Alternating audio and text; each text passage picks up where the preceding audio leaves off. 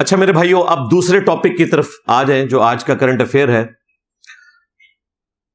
پچھلے دنوں کراچی میں ایک اداکارہ حمیرہ اصغر، جو بیسیکلی تو پنجاب سے تھیں لیکن وہاں پہ سیٹل ہوئی تھیں، ان کی لاش آلموسٹ 9 مہینے کے بعد ان کے اپارٹمنٹ سے برآمد ہوئی، اور ان 9 مہینوں میں کسی کو ان کے بارے میں پتہ نہیں چلا۔ حالانکہ انسٹاگرام کے اوپر ان کے 7 لاکھ کے قریب فالورز تھے، کسی کو خیال نہیں آیا۔ اب تو کافی سارے ان کے چاہنے والے باہر نکل آئے ہیں، لیکن ان 9 مہینوں کے اندر کسی کو خیال نہیں آیا کہ وہ کہاں پر ہیں اور ان کے ساتھ کیا گزر رہی ہے۔ اس سے پہلے بھی ایک اور اداکارہ تھیں عائشہ خان، ان کے ساتھ بھی یہی ہوا کہ کچھ دنوں کے بعد جب لاش کی بدبو باہر پھیلی تو لوگوں کو پتہ چلا کہ ان کی ڈیتھ ہوگی۔ ان کی اولاد نے بھی ان کو اسی طریقے سے لاوارث چھوڑا ہوا تھا۔ پچھلے دنوں ایک ٹیچر جو ٹریننگ دے رہے تھے، اسی دوران ان کا ہارٹ فیل ہوا۔ اس قسم کے واقعات سوشل میڈیا پہ آتے رہتے ہیں، تو میں نے آج ضروری سمجھا کہ میں ان کے اوپر جو مورل لیسن بنتا ہے قرآن و سنت کی روشنی میں وہ پبلک کے سامنے رکھوں۔ سب سے پہلے تو ہم سب کے لیے دعا کریں گے اللہ تعالیٰ ان کی غلطیوں سے درگزر فرمائے، انہیں نیک کاموں کا اجر دے، اور ان کے لواحقین کو صبر دے اور اس صبر کے اوپر اجر عظیم عطا فرمائے۔ گھر والوں سے بھی ہم تعزیت کریں گے، انا للہ و انا الیہ راجعون، اللہم اجرنی فی مصیبتی و اخلف لی خیرا منہا۔ دعا کا پہلا حصہ قرآن حکیم میں رپورٹ ہوا، دوسرا صحیح مسلم کے اندر۔ پلس سورۃ الحشر میں اللہ تعالیٰ نے مسلمانوں کو اس چیز کا پابند کیا ہے کہ وہ اپنے سے پہلے جو لوگ ایمان کی حالت میں گزر گئے ان کے لیے دعائے مغفرت کریں، خواہ وہ کتنے ہی گناہ گار کیوں نہ ہو لوگوں کی نظر میں۔ لوگوں کی نظر میں، آخرت میں تو اللہ تعالیٰ فیصلہ کرنے والا ہے۔ ہمارے استاد ڈاکٹر اسرار صاحب کہتے تھے کہ قیامت والے دن کئی مذہبی پیشوا ایسے ہوں گے ان کی مٹی پلید ہو رہی ہوگی، اور ان کے ماننے والے ان کی اچھی اچھی باتیں سن کر جنت میں چلے جائیں گے۔ بالکل، یہ تو چیز رپورٹ ہوئی ہے بخاری مسلم میں کہ نبی علیہ السلام نے اپنی امت کے وائزین کو کولو کے گدھے کی طرح اپنی انتڑیوں کے گرد چکر کاٹتے ہوئے دیکھا ہے جہنم میں۔ جس طرح کولو کا بیل ہوتا ہے تو کولو کا گدھا انتڑیوں کے گرد، اور اس کی وجہ یہ ہے کہ جو وہ کہتے تھے خود اس پہ عمل نہیں کیا کرتے تھے۔ تو کسی کی آخرت کا فیصلہ یہاں نہ کریں۔ ہمیں حکم ہے ربنا اغفر لنا ولاخواننا الذین سبقونا بالایمان، اے اللہ ہمیں بھی بخش دے اور ہم سے پہلے جتنے ایمان کی حالت میں اس دنیا سے گئے ہیں انہیں بھی بخش دے، اور ہمارے دلوں میں ان کے لیے کوئی تنگی باقی نہ رکھ، کوئی غل باقی نہ رکھ۔ اسپیسیفکلی چونکہ جو لوگ شوبز کے ساتھ تعلق رکھتے ہیں، تو جو ذرا آرتھوڈاکس قسم کے مسلمان ہیں وہ ان کی آخرت کا فیصلہ کرتے ہیں۔ آخرت کا فیصلہ نہ کریں، دنیا میں وعیدیں ضرور سنائیں، بالکل سنانی چاہیے، جو چیز غلط ہے وہ بتانا چاہیے۔ ونس جب کوئی بندہ فوت ہو گیا آپ اس کے لیے دعائے مغفرت کریں اور اس کی آخرت کا فیصلہ نہ کریں، وہ اللہ تعالیٰ کے ساتھ خاص ہے۔ برائی کو ضرور برائی کہیں لیکن کسی کی آخرت کا فیصلہ نہ کریں۔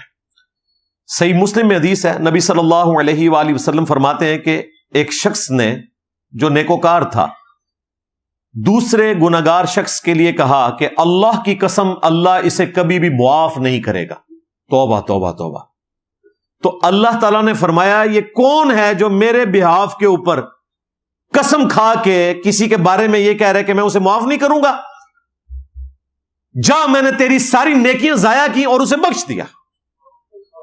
یہ بہت سینسٹیو معاملہ ہے بھائی، آخرت کا فیصلہ نہیں کرنا۔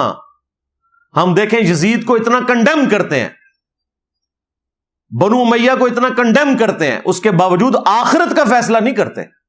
وہ اللہ کی مرضی کہ کسی کے ساتھ کیا کریں۔ دنیا میں ہم صرف برائی کو برا کہیں گے۔ وہ تو قرآن حکیم میں بھی یوسف علیہ السلام کے بھائیوں کی برائی کا ذکر آیا، اگرچہ وہ ڈبل صحابی ہیں، حضرت یوسف کے بھی صحابہ ہیں، حضرت یعقوب کے بھی، لیکن ہم ان کی آخرت کا فیصلہ نہیں کرتے اس بنیاد کے اوپر۔ اور ان کو تو دنیا میں حضرت یوسف علیہ السلام نے معاف بھی کر دیا، لیکن ان کی برائی کا ذکر آج بھی ہوتا ہے، برادران یوسف کی مثال دی جاتی ہے۔ تو برائی کا ذکر ہونا اس سے عبرت حاصل کرنا یہ اور چیز ہے، اور کسی کی آخرت کا فیصلہ کرنا، یہاں پہ وہ لوگ آخرت کا فیصلہ کر رہے ہوتے ہیں جن کا خود کریکٹر جو ہے وہ قرآن و سنت کے مطابق نہیں ہوتا. یہ سوشل میڈیا کے اوپر جتنے لوگ آپ کو وہ ٹک ٹاکر جب فوت ہوئی ثنا یوسف اس کے بارے میں کامنٹس کرتے ہوئے نظر آئیں گے، نہ ان کی بیویاں خود پردہ کرتی ہیں، نہ ان کی بہنیں کرتی ہیں، نہ بیٹیاں کرتی ہیں، نہ انہوں نے کبھی مسجد کا منہ دیکھا ہے، لیکن ادھر وہ پورے مومن بن کے نہ مذہبی ٹچ فرائی کر رہے ہوتے ہیں. تو اللہ سے ڈر جائیں بھائی، آخرت کا فیصلہ نہ کریں. جو فوت ہو چکا اس کے لیے دعائے مغفرت کریں. ہاں کسی کی برائی کو آپ نے ذکر کرنا ہے عبرت کے طور پر، وہ آپ کا رائٹ ہے، وہ آپ ضرور کریں، لیکن اس کی بنیاد کے اوپر یہ کہنا کہ اس کی مغفرت نہیں ہونا اور اس کی جو یہ موت ہے یہ بڑی بری موت ہے، نعوذ باللہ، اس طرح سے کہنا یہ بالکل غلط بات ہے. میں صرف آپ کو بتاؤں، ابو عبیدہ ابن جرح جن کے بارے میں جنت کی بشارت ہے، صحیح بخاری میں حدیث ہے، نبی علیہ السلام نے ان کو امین الامت کہا ہے، پوری امت کا امین. ابو داؤد میں، جامعہ ترمذی میں ان کے بارے میں آیا کہ وہ 10 جنتی اصحاب میں سے ہیں. ابو عبیدہ ابن جرح، کتنی بڑی فضیلت ہے. نبی علیہ السلام امین الامت کہہ رہے ہیں، جنتی اصحاب میں سے ہیں، اور رومن امپائر کو گرایا ہوا ہے یرموک کے اندر. خالد ابن ولید کو معزول کر کے ان کو اس وقت آرمی چیف لگایا تھا حضرت عمر نے. اتنی بڑی پرسنالٹی ابو عبیدہ ابن جرح رضی اللہ تعالیٰ عنہ. موت پتہ کس طرح ہوئی ہے؟ طاعون کے مرض میں.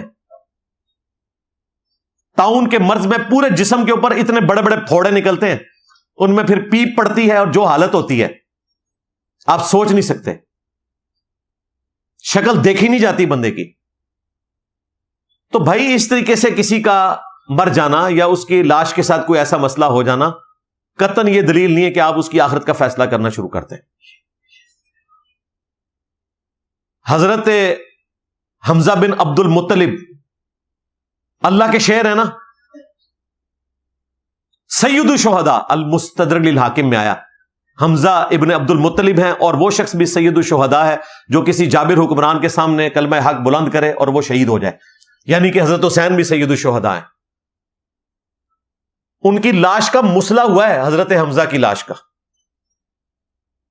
کان، ناک کاٹا گیا، جسم چیرا گیا. حسین ابن علی سید الشہداء ہیں، ان کی لاش کے اوپر گھوڑے دوڑائے گئے. تو بھائی اس طرح آپ اتنی نیک ہستیوں کے ساتھ بھی، ان کی لاشوں کے ساتھ بھی بہت کچھ ہوا. اس کی وجہ سے آپ کسی کی آخرت کا فیصلہ کرنا شروع کر دیں تو اللہ سے ڈر جائیں. بہرحال اس کے پیچھے ٹیکنیکل ریزنز کیا تھیں، وہ ہمارے جو بھائی ہیں اقرار الحسن وہ مسلسل اس کے اوپر ولاگز کر رہے ہیں، تحقیق کر کے وہ آپ کو اپڈیٹ کر رہے ہیں. ان کے آفیشیل چینل کے اوپر کافی ساری ویڈیوز اپلوڈ ہیں. وہ صحافیوں کا کام ہے، ہم ان تفصیلات میں نہیں پڑھتے، لیکن چند ایک چیزیں جو میرے لیے بڑی حیران کن تھیں وہ میں ضرور ہائی لائٹ کروں گا تاکہ مستقبل میں اس قسم کے واقعات کے حوالے سے تدارک ہو سکے. سب سے پہلے تو میں ماں باپ سے ریکویسٹ کروں گا، اس بچی کے ماں باپ بھی مذہبی نیچر کے تھے اور انہوں نے اسے گھر سے نکال دیا تھا. اگر یہاں تک بھی نوبت آئے ماں باپ کو اولاد سے اس طرح کا قطع تعلقی کا معاملہ نہیں کرنا چاہیے. کئی لوگوں کی اولاد کافر بھی ہو جاتی ہے، اور شوبز میں کام کرنا یہ چھوٹا گناہ ہے، نماز نہ پڑھنا بڑا گناہ ہے. وہ تو کفر اسلام کا فرق ہے. آج تک کبھی انہی دیندار لوگوں نے اپنے بچوں کو نماز نہ پڑھنے کے اوپر گھر سے نہیں نکالا، کیونکہ وہاں پہ ان کی عزت سو کالڈ جو انہوں نے لبادہ اوڑا ہوتا ہے نا وہ سٹیک پہ نہیں لگتا. شوبز میں کوئی بچہ چلا جائے تو وہ لوگ باتیں کرتے ہیں، یا رفع الیدین شروع کر دے تب بھی لوگ باتیں کرتے ہیں، اور ابے سارے بزدل ہوتے ہیں، لوگوں کا مقابلہ نہیں کر سکتے. یار حضرت نوح علیہ السلام کا بیٹا کافر نکل سکتا ہے، تو بقول آپ کے اگر آپ کی اولاد خراب ہو گئی ہے تو اس میں کون سے بڑے عیب والی بات ہے؟ لا تزر وازرۃ وزر اخرى، کوئی بوجھ اٹھانے والی جان دوسرے کا بوجھ نہیں اٹھائے گی. تو میں ماں باپ سے کہوں گا اگر آپ کو اختلاف رائے ہے چاہے عقیدے میں یا اعمال میں قطع تعلقی کا معاملہ نہ کریں، اور وائس ورثہ اولاد بھی اپنے ماں باپ کے غلط رویے کی وجہ سے ان کے ساتھ بھی قطع رحمی کا معاملہ نہ کرے۔ جس طرح وہ عائشہ خان جو اداکارہ تھیں، ان کی اولاد نے دولت تو لے لی اپنی ماں کی، لیکن ان کے ساتھ وہ اس نے سلوک نہیں کیا جو ان کو کرنا چاہیے تھا۔ اسی طریقے سے جتنے ٹک ٹاکرز ہیں، شوبیز کے لوگ ہیں، ان کے بھائی، ان کے ماں باپ ان کی کمائیاں کھاتے رہتے ہیں، بعد میں کسی کی غیرت جاگتی ہے، وہ قندیل بلوچ کو قتل کر دیتا ہے۔ کتنا ظلم ہے یار، پہلے کمائیاں کھاتے ہو، بعد میں تمہاری غیرت جاگ جاتی ہے، اور غیرت کے نام کے اوپر قتل تو اسلام میں ہے ہی نہیں ہے۔ اور غیرت ان کی جاگتی ہے جنہوں نے کبھی مسجد کا منہ نہیں دیکھا ہوتا، اپنی زندگی ان کی اللہ اور اس کے رسول عز و جل و صلی اللہ علیہ وآلہ وسلم کی بغاوت کے اوپر مبنی ہوتی ہے۔ سوشل میڈیا پہ بھی جتنے لوگ کمنٹس کر رہے ہیں، ان کی اپنی زندگیاں کیا ہیں۔ یہ بچی پڑھی لکھی تھی، NCA سے اس نے بیچلرز کی ڈگری کی ہوئی تھی، کوئی عام ادارہ نہیں ہے، ٹھیک ہے، اس نے ایک اپنا پروفیشن اڈاپٹ کیا، ہمیں اس سے اختلاف ہے، وہ اپنی جگہ، لیکن اس کی بنیاد کے اوپر قطع تعلقی کا معاملہ کرنا، اور جس طرح وہ فائنینشیل کرائسس سے گزر رہی تھی، اگر اس کو صحیح طریقے سے اس وقت دیکھا جاتا، ماں کو تو پتا تھا لیکن شاید ماں کی سنی نہ ہو کسی نے۔ اس کے بعد حیران کن بات یہ ہے کہ جتنی دفعہ عدالت کے لوگ وہاں پہ اس کے دروازے کے اوپر وہ کاغذ چشمہ عدالت کی طرف سے کرنے گئے ہیں، ان کو کیوں نہیں لاش کی بدبو آئی؟ ہمسایوں کو تو چلے نہیں آئی، وہ 5 مہینے کے لیے کہیں چلے گئے تھے، جو ہر مہینے آ کے وہاں پہ کاغذ لگا رہے تھے ان کو بدبو نہیں آئی ہوگی؟ آئی ہوگی، لیکن آپ کو پتا ہے لوگ ڈرتے ہیں کہ اگر ہم نے بات کی تو کل کو ہم نہ پھنس جائیں بیچ میں، یہ وجہ ہوتی ہے۔ بہرحال جو کچھ ہوا وہ کافی دردناک مناظر ہے۔ میں تو مطلب ایک دفعہ مجھے ویڈیو یا تصویر دکھائی ہے، یقین کریں دل پسیج گیا۔ اور یہ بھی ایک حقیقت ہے کہ اس کے ساتھ کے سب لوگ کہتے ہیں کہ وہ مزاج کی سخت تھی لیکن کریکٹر والی عورت تھی، یعنی کریکٹر اس پوائنٹ آف ویو سے کہ اس کا کوئی اس قسم کا نہ کوئی نشے والا معاملہ تھا، نہ کوئی باقی معاملات تھے، وہ چیز نہیں تھی۔ اور ویسے بھی جو لاش جس حالت میں نظر آئی ہے، مجھے تو لگتا ہے شاید ہارٹ فیلئر والا معاملہ ہوا ہے، کیونکہ وہ اوندے منہ پڑی ہوئی ہے، این ممکن ہے اندر سے دونوں کنڈیاں لگی ہوئی ہیں، باقی پورا گھر صاف ستھرا ہے، باہر والی کنڈی بھی اندر سے ہے، کمرے کی بھی اندر سے لگی ہوئی ہے۔ تو 42 ایئرز ایج تھی، اس عمر میں اس طرح کے چانسز ہوتے ہیں، صحت مند بندوں کے ساتھ بھی اس طرح کے ایشوز بن جاتے ہیں۔ بہر اللہ تعالیٰ اس بچی کی مغفرت کرے۔ حقیقت بات ہے، ہماری اپنی اولاد ہے، ہمارا بھی دل دکھا، کسی کے ساتھ بھی اس طرح کی ایکٹیویٹی ہو سکتی ہے۔ شروع میں تو ماں باپ نے لاش لینے سے انکار کیا، لیکن جب سوشل میڈیا کے اوپر کرٹیسزم آیا تو شکر ہے کہ ان کے والد صاحب نے فرنٹ سے لیڈ کیا اور لاش منگوا لی، اور جنازہ بھی ہوا، وہ شامل ہوئے۔ خوشی کی بات ہے اس حوالے سے کہ جب ایک شخص دنیا سے چلا گیا تو اب آپ اس کے ساتھ کس قسم کی دشمنی اس حوالے سے نبھائیں گے؟ اب تو آپ کی دعاؤں کی ضرورت ہے اس کو آخرت کی زندگی میں، اس لیول پہ جا کے نفرت کا اظہار کرنے کی ضرورت نہیں ہے۔ بہرحال میں جو CM ہیں سندھ کے مراد علی شاہ صاحب، ان سے ریکویسٹ کروں گا کہ وہ اس پورے مقدمے کو منطقی انجام تک پہنچائیں، اور جو چیز ہے وہ پبلک کے سامنے آنی چاہیے۔ بلاول بھٹو صاحب کا بھی کام ہے، وہ بھی ہیومن رائٹس کی بات کرتے ہیں، وہ اپنے CM سے کہیں کہ اس مسئلے کو فوراً ریزالو کریں، اور جس طرح سوشل میڈیا کے اوپر اس کی ہائپ کریٹ ہوئی ہے، اس سے جان نہیں چھڑائی جا سکتی۔ باقی اس میں کچھ چیزیں جو اسلامک رولنگز کے پوائنٹ آف ویو سے ہیں وہ میں بیان کرنا یہاں پہ ضروری سمجھتا ہوں۔ اس میں سب سے ضروری چیز جو ہے وہ لاش کے ڈیکمپوز ہونے کے اعتبار سے اور مرنے کے بعد جو لاش کا پوسٹ مارٹم کرنا ہے، اس کا شرعی حکم کیا ہے۔ تو اس میں دیکھیں سورہ قاف کے اندر اسپیسیفکلی نبی الاسلام کے ذریعے دعوت حق پیش کی گئی ان لوگوں کو جو لوگ آخرت کی زندگی کے قائل نہیں تھے۔ ویسے تو قرآن حکیم میں درجنوں جگہ یہ ٹاپک ایڈریس ہوا ہے، سورہ قاف میں بڑی شان سے ہے، سٹارٹ ہی میں اللہ تبارک و تعالیٰ نے ارشاد فرمایا، یہ سورت نمبر ہے 50، اعوذ باللہ من الشیطان الرجیم، قاف والقرآن المجید، حروف مقطعات ہیں، عزت والے قرآن کی قسم، بل عجبوا ان جاءہم منذر منہم، بلکہ لوگوں کو تعجب ہوا اس بات پہ کہ انہی میں ایک ڈر سنانے والا آیا. فقال الکافرون ھذا شیء عجیب، تو کافر یہ کہتے ہیں کہ یہ تو بڑی عجیب بات کرتا ہے. اذا متنا وکنا ترابا، کہ کیا جب ہم مر کر مٹی ہو جائیں گے، ذالک رجع بعید، تو دوبارہ ہمیں کیا زندہ کیا جائے گا، یہ تو بڑی دور کی بات ہے. تو اس پہ اللہ تعالیٰ نے ورڈک دی ہے، قد علمنا ما تنقص الارض منہم، ہم خوب جانتے ہیں جو زمین ان کی لاش کو کھا کھا کر کم کر دیتی ہے. یعنی لاش نے گلنا سڑنا ہوتا ہے، یہ نیچرل پروسیس ہے. وَعِندَنَا كِتَابٌ حَفِيظٌ، اور ہمارے پاس ایک کتاب بھی ہے جس میں ہر چیز محفوظ ہے، لوح محفوظ. ہمیں پہلے ہی پتا ہے کہ لاشوں کے ساتھ کیا ہونا ہے. یہ ٹاپک قرآن میں درجنوں جگہ ہے. میں نے ایک جگہ سے آپ کو حوالہ کوٹ کیا کہ قرآن بھی کہتا ہے کہ مرنے کے بعد لاش نے ڈیکمپوز ہو جانا ہے. یہ کسی کی بزرگی یا نابزرگی کی کوئی علامت نہیں ہے. پھر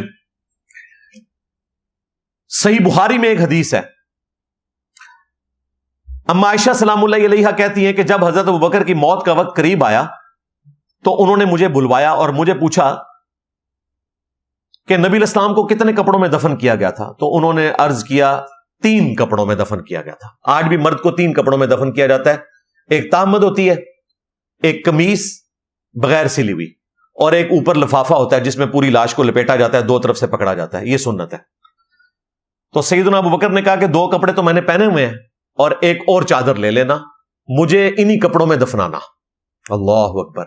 اور پھر انہوں نے جو جملہ بولا وہ بڑا حیران کن ہے. انہوں نے کہا نئے کپڑے زندہ لوگوں کا حق ہیں، مرنے کے بعد کفن نے تو پیپ کے اندر ہی جا کے ختم ہونا ہے. یعنی انہوں نے کہا کہ لاش نے تو گل سڑ جانا ہوتا ہے، اس لیے لاش کو نئے کفن کی ضرورت نہیں ہے.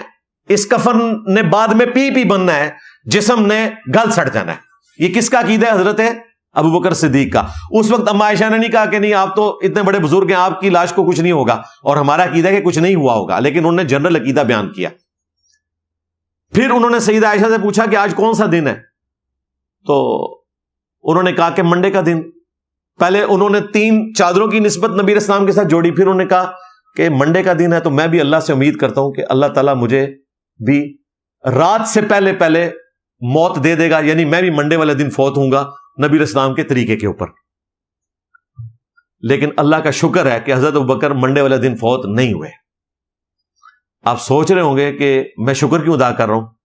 تاکہ امت کا جو یہ عقیدہ ہے کہ بابے پوری کائنات کو ایسے دیکھتے ہیں جیسے کہ رائی کا دانہ ہتھیلی پہ، تو جو بابے نہیں اوریجنل بابے ہیں جن کو ہم مانتے ہیں خلفائے راشدین، اس امت کے ٹاپ کے 4 بندے سیدنا ابوبکر، عمر، عثمان و علی رضی اللہ عنہم اجمعین وعلیہم السلام اجمعین، ان میں سے ایک بندہ وہ کہہ رہا ہے کہ میں امید کرتا ہوں کہ میں رات سے پہلے آج منڈے کے دن مر جاؤں گا تاکہ نبی کی سنت میں عمل ہو.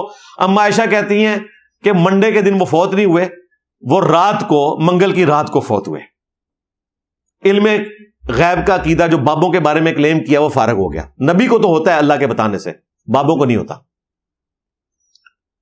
تو اس حدیث سے یہ بھی پتا چل گیا کہ حضرت بکر کا یہ عقیدہ تھا کہ لاش نے پیپ ہی بننا ہوتا ہے، گلنا سڑنا ہوتا ہے. لیکن اللہ تعالیٰ اسپیشل پروٹوکول دے سکتا ہے. صحیح بخاری میں ہی موجود ہے. حضرت عمر کا پاؤں 60 سال کے بعد حجرہ عائشہ کی دیوار گرنے کی وجہ سے باہر نکلا. لوگ استغفار پڑھنا شروع ہو گئے کہ شاید نبی الاسلام کا پاؤں نکلا ہے. وہ تو عروہ ابن زبیر کو بلایا گیا جو حضرت عائشہ کے بھانجے تھے، عبداللہ ابن زبیر کے چھوٹے بھائی. ان کو قبروں کی لوکیشن کا پتہ تھا چونکہ فریکوینٹلی وہ حجرہ عائشہ میں آتے جاتے تھے، محرم تھے. تو انہوں نے کہا یہ حضرت عمر کا پاؤں ہے. حضرت عمر کا پاؤں 60 سال بعد سلامت نکلا. یہ اللہ نے پروٹوکول دیا. اور اس میں یہ بھی نہیں ہے کہ انہوں نے پاؤں اپنا سمیٹ لیا، وہ پاؤں خود ہی اندر کیا، یعنی وہ آخرت کی زندگی ہے. ورنہ اتنے لوگ آپ کے پاؤں دیکھ رہے ہو تو ویسے ہی اندر کر لینا چاہیے کہ یار تماشا لگایا ہوا لوگوں نے. میت اس طرح کچھ نہیں کر سکتے. وہ آخرت کی زندگی ہے. اس زندگی میں نہ سانس ہے نہ ٹوائلٹ ہے. رزق بھی آخرت کا ہے. صحیح بخاری میں ایک اور حدیث ہے، جابر بن عبداللہ کہتے ہیں کہ غزوہ احد کے موقع کے اوپر کیٹاسٹرافک کنڈیشن تھی، میرے والد شہید ہو گئے، ان کو باقی لوگوں کے ساتھ دفن کر دیا گیا ایک ہی قبر میں، ٹائم نہیں تھا، لیکن میرے دل میں تھا کہ میں اپنے باپ کی قبر لادہ سے بناؤں، تو میں نے نبی علیہ السلام سے اجازت لی۔ 6 مہینے کے بعد میں نے اپنے باپ کی لاش کو قبر سے نکالا، وہ بالکل صحیح سلامت تھی 6 مہینے کے بعد۔ یہ سائبیریا میں دفنائی ہوئی لاش نہیں ہے، عرب کے ریگستان میں، سائبیریا میں تو 6000 سال تک بھی لاش دفنائی رکھیں تو محمد کے غلاموں کا کفن میلا نہیں ہوتا، سائبیریا کی وجہ سے۔ وہ کوئی غلام ہو یا گستاخ ہو، دونوں کا نہیں ہوگا میلا، وہ ایک فزیکل فینومینا ہے، لیکن ریگستان میں ہو جاتا ہے۔ یہ اسپیشل پروٹوکول تھا جابر بن عبداللہ کے والد عبداللہ کا کہ اللہ تعالیٰ نے ان کی لاش کو سلامت رکھا، تو یہ ہو سکتا ہے۔ اس پہ امام بخاری نے باب باندھا ہے کہ ضرورت پڑنے پر لاش کو قبر سے نکالنا یہ جائز ہے۔ یہ اصل ہے اس بات کی کہ پوسٹ مارٹم کے لیے بھی لاش کو نکالا جا سکتا ہے مجبوراً، ویسے اس کی روٹین بنانا، امانتن دفنانا، اس کی کوئی اجازت اسلام میں نہیں ہے، کوئی امانتن دفنانا نہیں ہوتا۔ لیکن یہ سب کے ساتھ نہیں ہوگا، عام بندوں کے ساتھ تو بالکل نہیں ہوگا۔ صرف پروٹوکول اگر ہے نا تو وہ انبیاء کا ہے۔ وہ قرآن میں سورہ سبا کے اندر آیا کہ حضرت سلیمان علیہ السلام اپنی لاٹھی کے سہارے مرنے کے بعد بھی کتنی دیر تک یوں بیٹھے رہے اپنی کرسی پہ، اور جنات جو ہیں وہ ٹیمپل آف سلیمان، ہیکل سلیمانی تعمیر کرتے رہے، ان کو پتہ ہی نہیں چلا۔ اللہ تعالیٰ فرمائے اس لیے کہ پتہ چل جائے کہ ان کے پاس علم غیب نہیں ہوتا، جنوں کے پاس۔ وہ لاٹھی کو دیمک چاٹ گئی تو وہ زمین پر آئے تو لوگوں کو پتہ چلا کہ آپ فوت ہو چکے ہیں، اور لاٹھی کو دیمک نے ایک دن میں نہیں چاٹا ہوگا، مہینوں میں، جسم باہر سلامت رہا۔ لہذا ہم جو انبیاء کے جسموں کو قبر کے اندر سلامت مانتے ہیں، اس عقیدے کی اصل قرآن میں موجود ہے۔ یہ میں ان لوگوں کے لیے بات کر رہا ہوں جو نبیوں کے لیے بھی جسم سلامت ہونے کے قائل نہیں ہیں، منکرین احادیث۔ باقی امت کا اجماع ہے، بریلوی، دیوبندی، اہل حدیث، شیعہ، سب کہتے ہیں نبیوں کے لیے پروٹوکول ہے، باقیوں کو اللہ تعالیٰ چاہے تو دے گا، نہ چاہے تو نہیں دے گا۔ حضرت حمزہ کی لاش کا باہر ہی مسئلہ ہو گیا، صحیح بخاری میں قتل حمزہ والا پورا چیپٹر موجود ہے، اور صحیح بخاری میں ایک اور صحابی کے بارے میں آتا ہے کہ ان کی لاش کی حفاظت کے لیے اللہ تعالیٰ نے بھیڑوں کو بھیج دیا۔ اللہ تعالیٰ چاہے تو حفاظت کروا بھی سکتا ہے اور چاہے تو نہ ہونے دے۔ دونوں کی بزرگی نہ اس کی بنیاد کے اوپر مانی جائے گی، نہ انکار کیا جائے گا، بزرگی کا تعلق تو ایمان کے ساتھ ہے۔ لیکن انبیاء کا پروٹوکول ہے کہ ان کے جسم سلامت ہیں۔ ابو داؤد میں حدیث ہے، ان اللہ حرم علی الارض ان تاکل اجساد الانبیاء، اللہ تعالیٰ نے حرام کر دیا ہے نبیوں کے حق میں کہ مٹی ان کے جسموں کو کھائے، ان کے جسم سلامت ہیں۔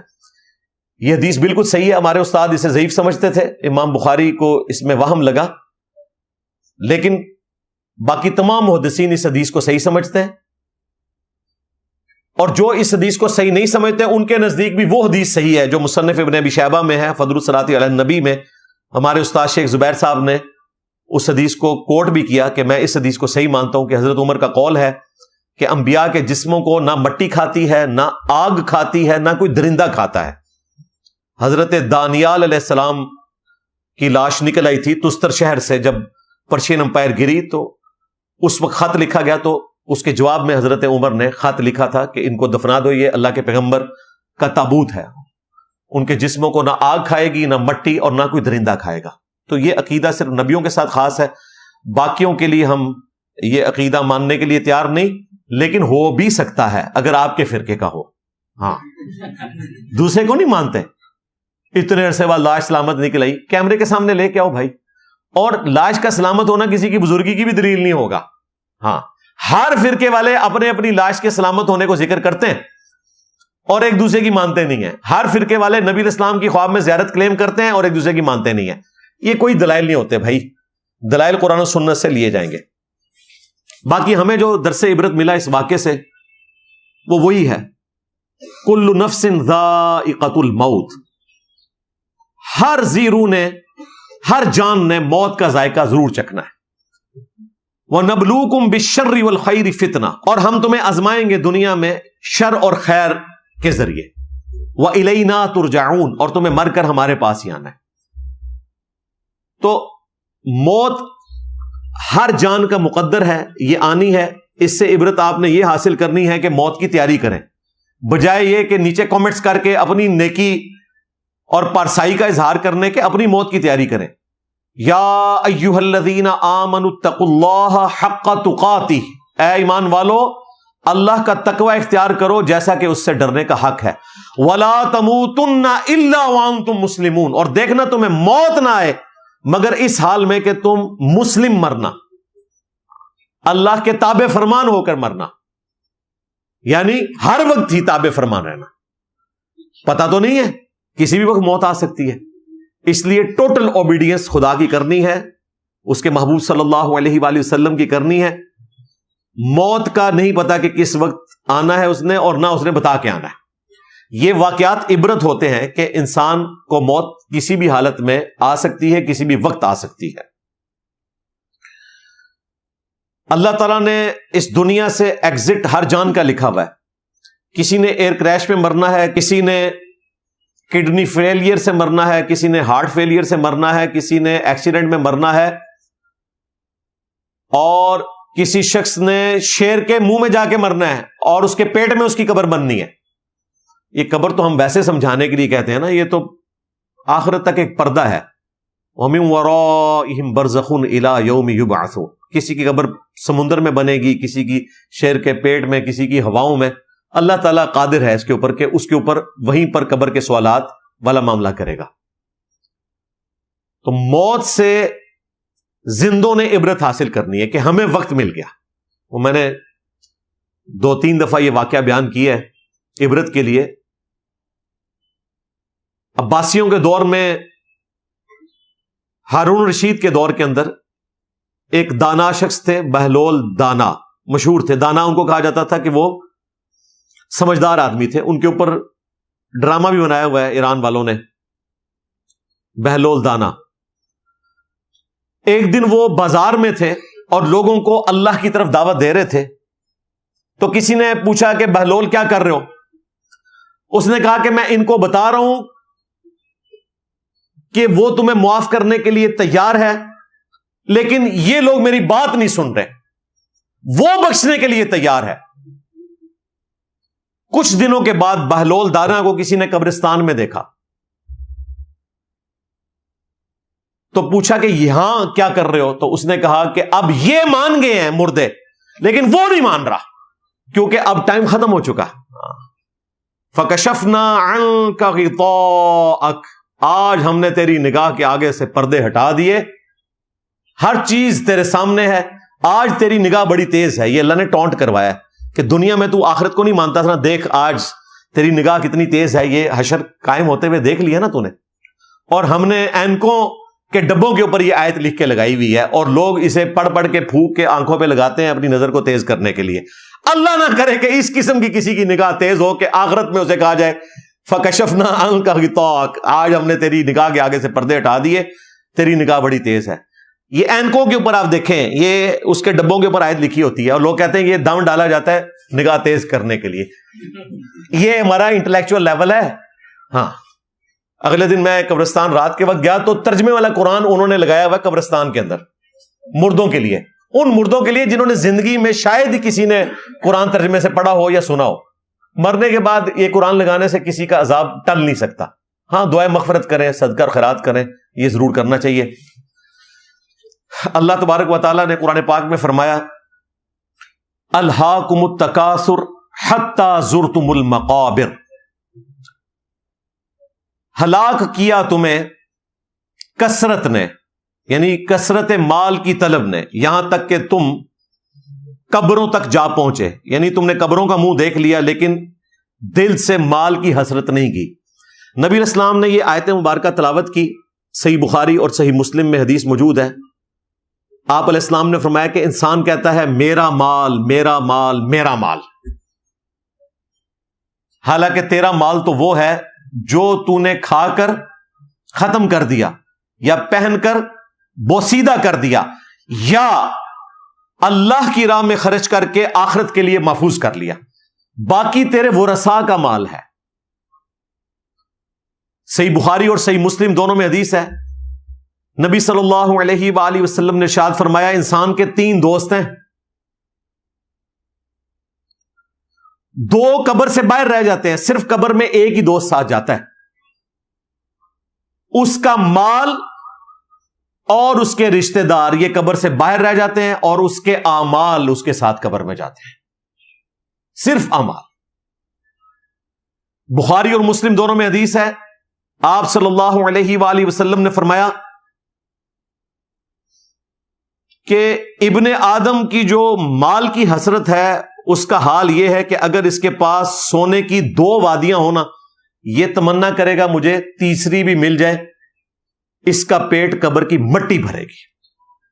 یہ حقیقت بات ہے، جن کے پاس مال ہے وہ کون سا خوش ہے؟ اچھا، نبی علیہ السلام نے جتنی باتیں کی ہیں نا بھائی، پریکٹیکلی عمل کیا ہے، یہ ذہن میں رکھیے گا، یہ صرف لوگوں کو بتانے کے لیے نہیں تھیں۔ بخاری مسلم میں حدیث ہے، نبی علیہ السلام جب 1 مہینے کے لیے اپنی بیویوں سے ناراض ہو کر چھت پہ شفٹ ہو گئے، حضرت عمر جب آپ کو ملنے آئے، صرف تامت تھی، کرتا بھی نہیں تھا، جسم کے اوپر چٹائی کے نشان تھے، حضرت عمر نے رونا شروع کر دیا۔ نبی علیہ السلام حضرت عمر کو کہہ رہے ہیں کہ کیوں رو رہے ہو؟ ان کا یا رسول اللہ کیسر و کسرا دنیا کے بادشاہ مزے لوٹ رہے ہیں اور آپ تو اللہ کے نبی ہیں۔ آپ نے فرمایا عمر لگتا ہے دنیا کی حقیقت تم پر ابھی بھی نہیں کھلی، کیا تم اس پہ راضی نہیں ہو کہ کیسر و کسرا دنیا کے مزے لوٹیں اور ہم آخرت کی سعادت حاصل کریں؟ پھر حضرت عمر پہ ایسی حقیقت کھلی ہے کہ نہ خود حرام کھایا ہے نہ کسی کو کھانے دیا اپنے دور خلافت میں۔ تو نبی علیہ السلام کا اپنا عمل بھی تھا بھائی۔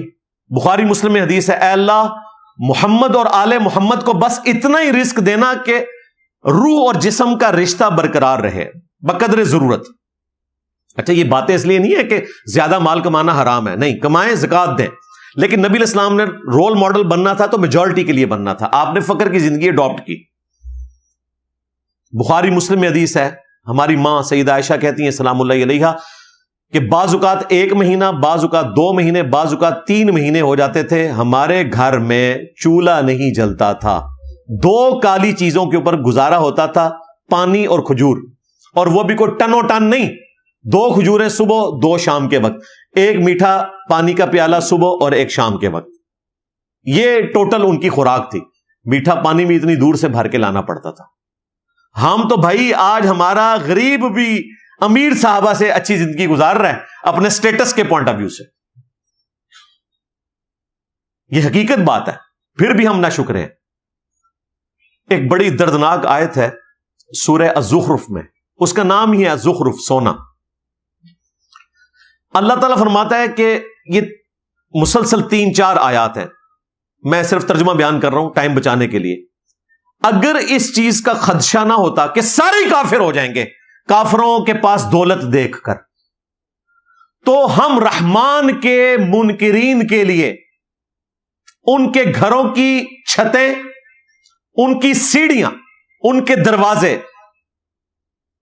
چاندی کے بنا دیتے، اور جن تختوں پہ وہ ٹیک لگا کے بیٹھتے ہیں وہ بھی چاندی کے بلکہ سونے کے بنا دیتے۔ لیکن خطرہ تھا کہ ساری کافر ہو جائیں گے اتنی دولت دیکھ کے کہ کفر کے اندر اتنی اٹریکشن ہو جاتی۔ پھر اللہ تعالیٰ نے فرمایا کہ چونکہ خدشہ تھا اس لیے ہم نے ایسا نہیں کیا، اور یہ سب کچھ دنیا کا متاع ہے۔ والآخرۃ عند ربک للمتقین، اور آخرت تیرے رب کے ہاں پرہیزگاروں کے لیے۔ یہاں پہ لوگ کہتے ہیں نا اللہ کا بڑا فضل ہے، یہ تو آخرت میں پتا چلے گا کہ یہ دولت فضل والی ہے یا آزمائش والی ہے، یہ آخرت میں فیصلہ ہوگا۔ یہاں اللہ تعالیٰ نے کسی کو دے کے آزمایا، کسی سے لے کے آزمایا۔ یہ میں نے دولت کو اس لیے ٹارگٹ کیا کہ ہمارا مین مسئلہ یہ ہے، اس کے پیچھے لوگ ذلیل ہو رہے ہوتے ہیں۔ صحیح مسلم میں حدیث ہے، نبی صلی اللہ علیہ وآلہ وسلم نے ارشاد فرمایا وہ شخص کامیاب ہو گیا، اس نے فلاح پا لی۔ یہ کمال کی حدیث ہے، یہ مسلم شریف کی 2 حدیثیں سنبھال کے رکھنی ہے، ہر وقت ان کو اپنے سامنے رکھے تو آپ کا قبلہ درست رہے گا۔ اور اس میں سے پہلی حدیث یہی، وہ کامیاب ہو گیا، اس نے فلاح پا لی جس نے اللہ کی اطاعت اختیار کی اور اللہ نے اسے بقدر ضرورت رزق دیا، بس 2 وقت کی روٹی پوری ہوتی رہی، اور اس نے اسی پہ قناعت کر لی، وہ کامیاب ہو گیا۔ اور دوسری حدیث صحیح مسلم کی، اس کا کچھ حصہ بخاری میں موجود ہے، مسلم میں تفصیل کے ساتھ ہے۔ نبی علیہ السلام نے فرمایا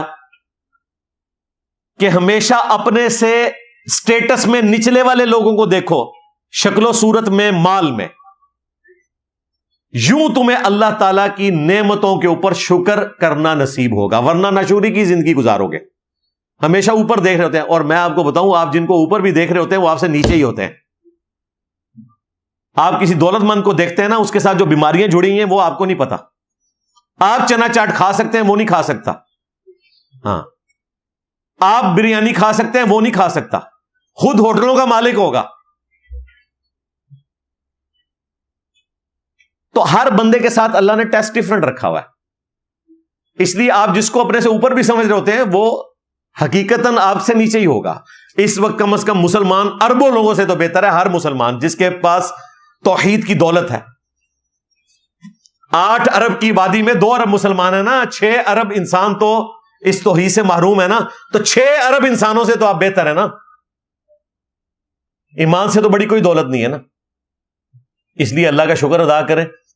یہ دولت ہے جس کے حصول میں انسان ڈیویٹ ہوتے ہیں اور اپنے آپ کو تباہ و برباد کر لیتے ہیں۔ بخاری مسلم میں حدیث ہے، مجھے اپنے بعد تم سے یہ خطرہ نہیں کہ تم شرک کرنا شروع کر دو، لیکن یہ خطرہ ہے کہ دنیا کے مال میں پھنس جاؤ گے، ایک دوسرے کو قتل کرو گے اور تباہ و برباد ہو جاؤ گے، جس طرح کہ اگلی قومیں تباہ و برباد ہو گئی۔ تو پوری امت دیکھیں شرک میں مبتلا نہیں ہوئی۔ ایک تو توحید کا پہلو ایسا ہے جو پوری امت نے مضبوطی سے پکڑا ہوا ہے کہ اللہ کی ذات میں کوئی شریک نہیں ٹھہراتا۔ ہاں، صفات کے اندر ڈیویشن نہیں، لیکن پھر بھی مسلمان خدا ایک ہی کو مانتا ہے، رسول اللہ کو کوئی خدا ماننے کے لیے تیار نہیں ہے۔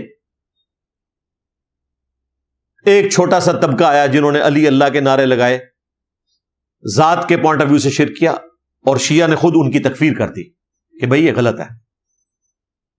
توحید فی ذات کے حوالے سے امت کو اللہ نے محفوظ رکھا ہے۔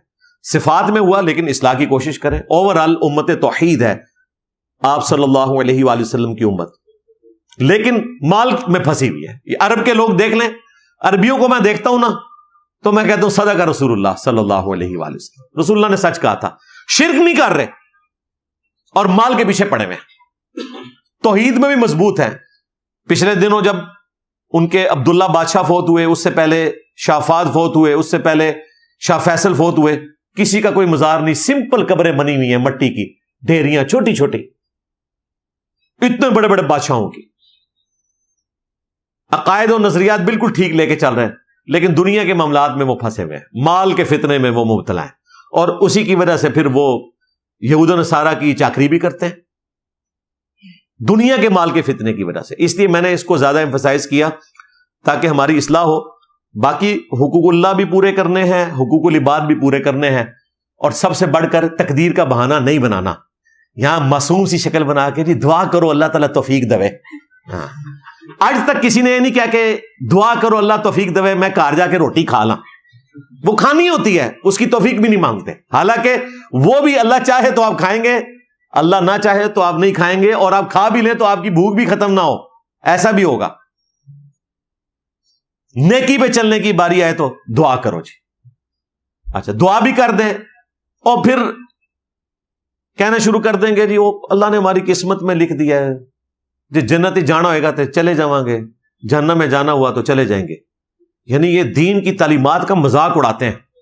تو انبیاء دنیا میں یہاں پہ نعوذ باللہ من ذالک جھوٹے وعدے دینے کے لیے دنیا میں آئے تھے، وہ آپ کو ڈرانے آئے تھے۔ یہ آپ کے پاس اختیار ہے، انا ہدیناہ السبیل اما شاکرا و اما کفورا، ہم نے ہدایت کا راستہ واضح کر دیا، چاہو تو شکر گزاری کی روش اختیار کرو، چاہو تو ناشکری کی، آخرت میں پکڑے جاؤ گے۔ اللہ تبارک و تعالیٰ زبردستی کسی سے نہ نیکی کروائے گا نہ برائی کروائے گا۔ اذان کی آواز کے اوپر مسجد میں نہیں جائیں گے، آپ کے پاؤں پہ فالج نہیں گرے گا، اور مسجد میں جائیں گے تو شیطان سامنے آ کے آپ کو روکے گا بھی نہیں، فزیکلی نہیں، صرف انٹلیکچوئل دعوت دے گا شیطان بھی اور رحمان کے ماننے والے بھی، فزیکلی آپ کو کوئی نہیں روک سکتا۔ آج اگر گورنمنٹ اناؤنسمنٹ کرے نا جو فجر کی نماز مسجد کی پہلی صف میں پڑھے $1000 ملے گا، تو دنیا کے سارے شیاطین مل کے نہ ایک بندے کی فجر نہیں چھڑوا سکتے، ایک بندے کی فجر، کیونکہ دنیا نقد ہے، آخرت ادھار ہے۔ تو یہ بہانے چھوڑے، یہ بہانے نبی اسلام کے سامنے بھی آئے ہیں۔ چلے میں آپ کو حدیث سنا دیتا ہوں، بخاری مسلم حدیث ہے، مولا علی نے اس کو روایت کی ہے۔ وہ کہتے ہیں کہ ہم ایک مسلمان کو دفنانے کے لیے آئے، تو ابھی دفنانے میں کچھ ٹائم باقی تھا، تو نبی اسلام نے ہم سے گفتگو کرنا شروع کی اور کہا کہ اللہ تعالی کے پاس اس کے علم میں، لوح محفوظ میں، تم میں سے جو جنتی ہیں وہ بھی اللہ نے لکھ دیے ہیں، اور جنہوں نے دوزخ میں جانا ہے ان کا بھی اللہ نے لکھ دیا ہے، اور وہ ویسے ہی ہوگا۔ اس کے بعد وہی سوال بنتا تھا جو ہم سب سوچ رہے ہیں کہ اگر اللہ نے جنتی اور جہنمی ہونا لکھ دیا ہے پھر ہم عمل کیوں کرتے ہیں؟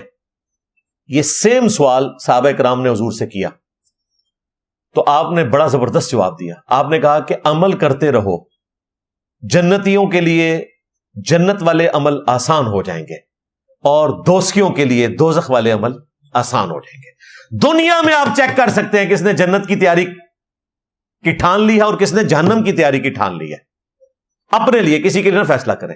اگر تو آپ جنت والے اعمال کر رہے ہیں تو انشاءاللہ تعالیٰ آپ جنت کے لیے پیدا ہوئے ہیں، اور آپ کے ساتھ بیڈ لک بھی نہیں ہوگی، یہ ذہن میں رکھیے گا۔ بیڈ لک دنیا میں ہوتی ہے کہ محنت کر کے ضائع ہو جائے، آخرت میں نہیں ہوگی۔ اس لیے قرآن میں اللہ نے بار بار کہا انک لا تخلف المیعاد، اللہ وعدے کی خلاف ورزی نہیں کرتا۔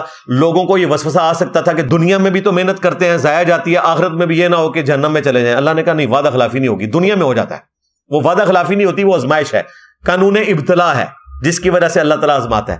آخرت میں ایسا نہیں ہوگا۔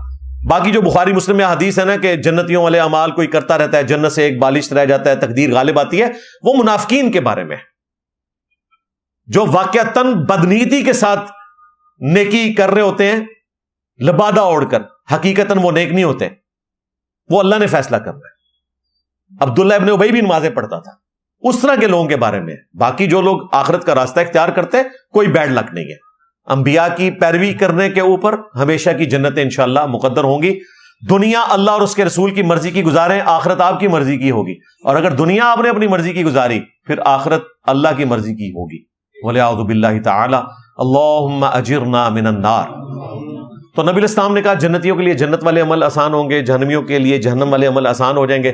پھر آپ نے قرآن کی آیات تلاوت کی، فَأَمَّا مَنْ أَعْطَى وَاتَّقَى وَصَدَّقَ بِالْحُسْنَى فَسَنُيَسِّرُهُ لِلْيُسْرَى۔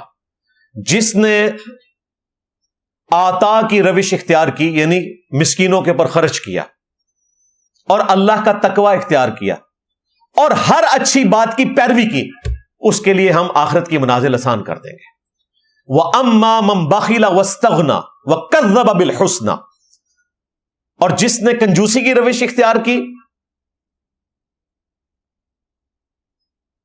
اور غنا اس نے برتا، یعنی اس نے بے پرواہی کی زندگی گزاری، کوئی پرواہ نہیں ہے کہ اللہ کا حکم کیا ہے، اور جو سچی بات ہے، اچھی بات ہے، اس کی تکذیب کی، اسے جھٹلایا، اس کے لیے ہم آندہ کی منازل تنگ کر دیں گے۔ تو یہ بتا دیا گیا بھائی، اس لیے ان چکروں میں نہ پڑے۔ پھر آخری ان کے پاس پتہ کیا حال ہوتا ہے، وہ کہتے ہیں دیکھیں جی اللہ نے ہم سے پوچھے بغیر یہ ہمیں پیدا کر دیا، ہمارا کیا قصور تھا، اتنی بڑی ازمائش میں ڈال دیا، چلو یہ کر دیتا نا کہ نیک اعمال کرو تو جنت ملے گی، برے کرو تو کچھ بھی نہیں ہوگا، نہ جنت نہ جہنم، موج لگ جاتی۔ بالکل صحیح بات ہے، میں آپ کے ساتھ ہوں، لیکن بھائی کیا کریں، اس سوال کو اللہ نے بین کیا ہے، لا یسأل عما یفعل وہم یسألون۔ اللہ کو کوئی نہیں پوچھ سکتا کہ اس نے کوئی عمل کیوں کیا، اللہ سب کو پوچھ سکتا ہے، اس کے بغیر چارہ کوئی نہیں نا۔ ول آف گاڈ کو آپ چیلنج نہیں کر سکتے۔ اس کو آپ مثال سے سمجھیں، اگر کوئی شخص آپ کو سمندر میں دھکا دے دے اور کنارے پہ کھڑا ایک شخص آپ سے کہے کہ یوں ہاتھ پاؤں مارو کنارے پہ لگ جاؤ گے، اور آپ ضد میں آ جائیں کہ مجھے پہلے یہ بتاؤ مجھے دھکا کس نے دیا، میں ہاتھ پاؤں نہیں ماروں گا، تو اینڈ رزلٹ کیا ہوگا؟ ڈوب جائیں گے۔ تو اس وقت تو ہاتھ پاؤں مارے اور کنارے لگ جائیں، اور وہ کنارے پہ کھڑا ہوا شخص جو آپ کو پکار رہا ہے اس کی آواز سن لیں، وہ کون ہے؟ محمد رسول اللہ صلی اللہ علیہ وآلہ وسلم۔ وہ آپ کو بتا رہے ہیں کہ اس دنیا میں اللہ نے آپ کو بھیجا ہے، یوں زندگی گزارو گے، کنارے لگ جاؤ گے، جب کنارے لگ جائیں گے، جنت میں پہنچ جائیں گے، پھر اللہ تعالیٰ کے ساتھ جا کے آپ گلا شکوہ کر لیجئے گا کہ یا اللہ مجھے کیوں بھیجا دنیا میں۔ بھائی ادھر جا کے کسی نے گلا شکوہ نہیں کرنا، ادھر سب نہیں کہنا ہے کہ بھائی اب پہنچ گئے ہم۔ خیر میں نے اس ٹاپک کو بھی ڈسکس کیا ہے، وائی آئی لو گاڈ۔ اس کی میں نے ٹیکنیکل ریزن بھی بتائی ہیں، آج وہ ٹاپک نہیں ہے.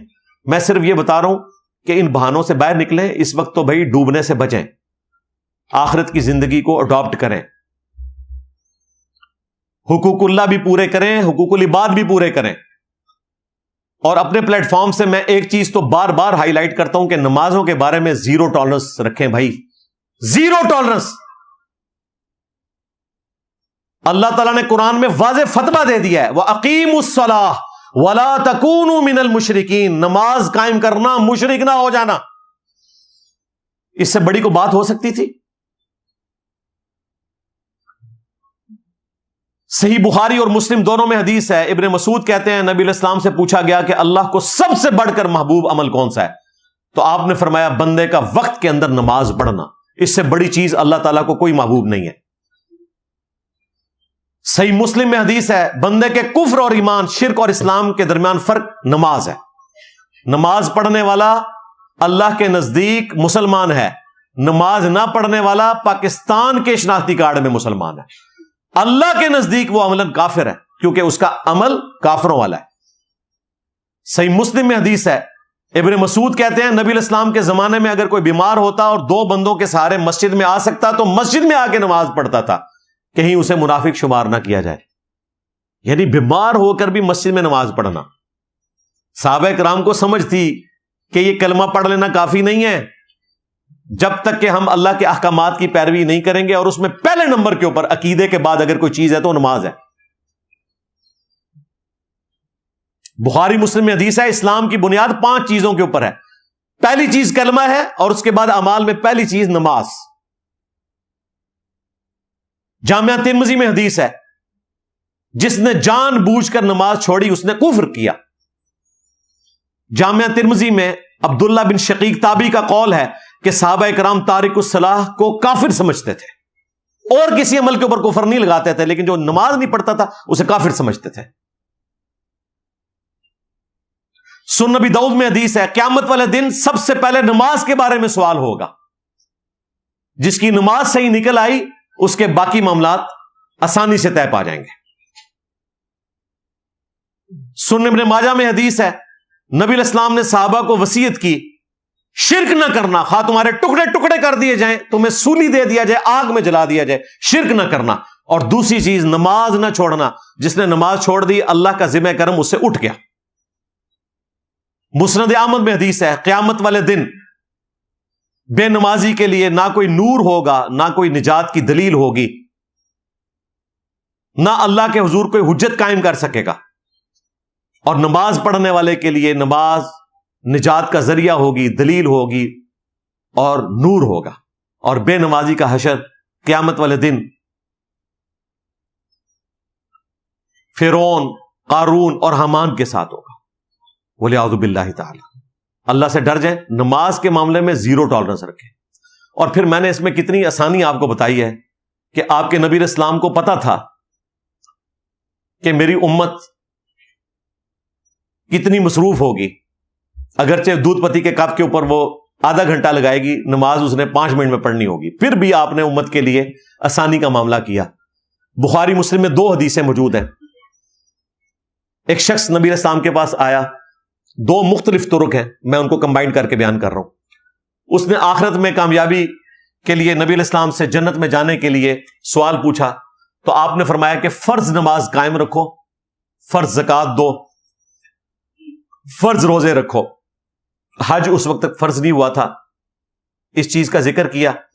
اور پھر ساتھ فرمایا ہاں تمہاری مرضی اگر نفلی کوئی عبادت کرنا چاہو، ورنہ فرض کو قائم رکھو. ہاں فرض صدقے کے سوا بھی کوئی کرنا چاہو تمہاری مرضی، لیکن فرض صدقے کو یعنی زکوٰۃ کو دو، فرض روزے ادا کرو، نفلی رکھنا چاہو تمہاری اپنی مرضی. تو وہ وہاں سے واپس مڑا اور اس نے کہا یا رسول اللہ، نہ تو میں اس میں کوئی ایڈ کروں گا یعنی فرض ہی پڑھوں گا، اور نہ کوئی کمی کروں گا یعنی فرض میں کمی نہیں کروں گا. آپ نے فرمایا اگر کسی نے جنتی شخص کو دیکھنا ہے اس کو دیکھ لے. ایک روایت میں ہے کہ اگر یہ اپنی بات پہ قائم رہا تو یہ کامیاب ہو گیا، صرف فرض کے اوپر. اور اس میں میں نے ایڈ کیا تھا، دیکھیں صرف نماز کا ذکر نہیں ہے، روزوں کا بھی، زکوٰۃ کا بھی ذکر ہے. اگر ہمارے رمضان کے روزے نفلی روزوں کے بغیر قبول ہو جاتے ہیں، اور زکوٰۃ بغیر نفلی صدقات کے قبول ہو جاتی ہے، تو ہماری فرض نماز بھی بغیر نفلی نمازوں کے قبول ہے. باقی وہ فضیلت ہے صحیح مسلم میں جو 12 رکعتیں پڑھے، 2 فجر سے پہلے، 4 ظہر سے پہلے، 2 ظہر کے بعد، 2 مغرب کے بعد، 2 عشاء کے بعد، تو اس کے لیے جنت میں محل ہے.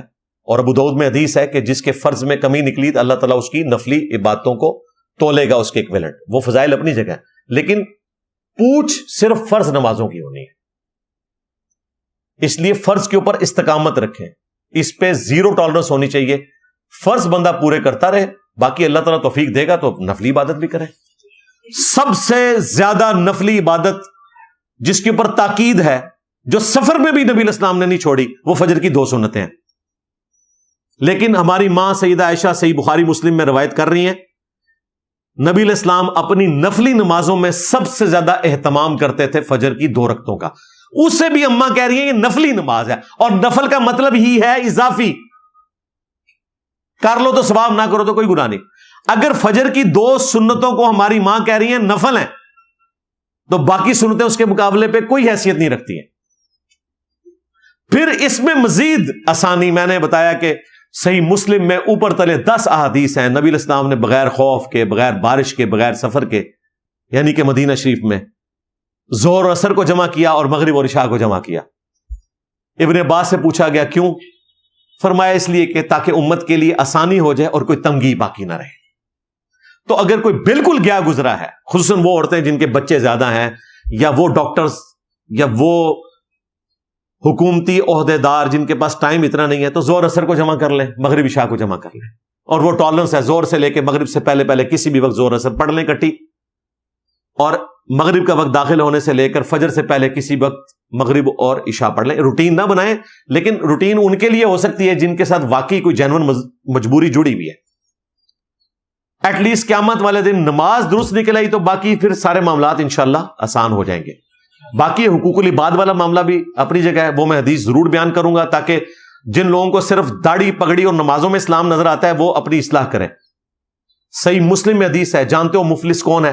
صحابہ نے کہا کہ ہم تو مفلس اسی کو سمجھتے ہیں جس کے پاس دنیا کا مال نہ ہو. آپ نے فرمایا میری امت کا مفلس وہ ہے جو پہاڑوں کے برابر نماز، روزہ، حج، زکات کی نیکیاں لے کر آیا، لیکن اس حال میں آیا کہ دنیا میں کسی کو مارا، کسی کو پیٹا، کسی کا خون بہایا، کسی کا مال دبا لیا. قیامت والے دن وہ اپنا بدلہ لیں گے.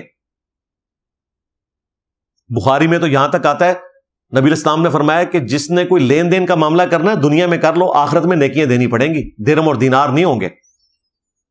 مسلم شریف کی اس حدیث میں آتا ہے کہ ایک ایک کر کے وہ اس سے نیکیاں لیں گے، یہاں تک کہ پہاڑوں کے برابر نمازیں ختم، زکات ختم، روزے ختم، ابھی بھی لوگ باقی ہوں گے جس کا بدلہ اس نے دینا ہوگا. اللہ تعالیٰ فرمائے گا اب تمہارے گناہ اس کے کھاتے میں ڈالوں گا.